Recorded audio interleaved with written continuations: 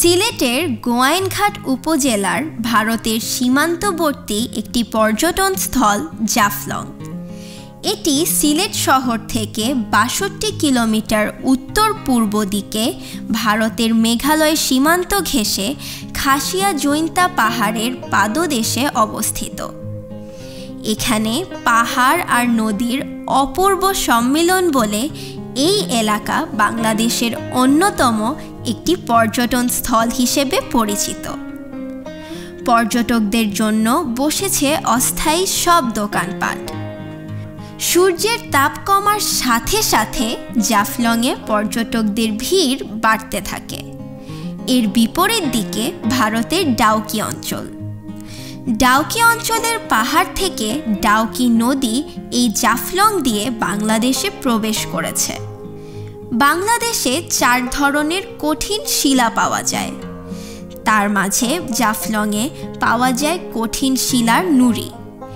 এছাড়া বর্ষাকালে ভারতীয় সীমান্তবর্তী শিলং মালভূমির পাহাড়গুলোতে প্রবল বৃষ্টিপাত হলে ওইসব পাহাড় থেকে ডাউকি নদীর প্রবল স্রোতে বয়ে আনে বড় বড় গান্ডু শিলাও। এ কারণে সিলেট এলাকার জাফলংয়ের নদীতে প্রচুর পরিমাণ পাথর পাওয়া যায়। আর এই এলাকার মানুষের এক বৃহৎ অংশের জীবিকা গড়ে উঠেছে এই পাথর উত্তোলন ও তা প্রক্রিয়াজাতকরণকে ঘিরে। জাফলংয়ে পাথর ছাড়াও পাওয়া গেছে সাদা মাটি বা চীনামাটিও। এলাকায় যেমন সাধারণ বাঙালিরা বসবাস করেন, তেমনি বাস করেন উপজাতিরাও। এক আদমশুমারি অনুযায়ী জাফলংয়ে ১,৯৫৩ জন খাসিয়া উপজাতি বাস করেন।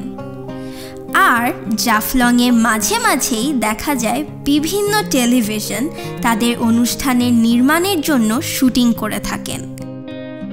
যদিও ড্রোন ওড়াতে রয়েছে প্রশাসনের বেশ কড়াকড়ি।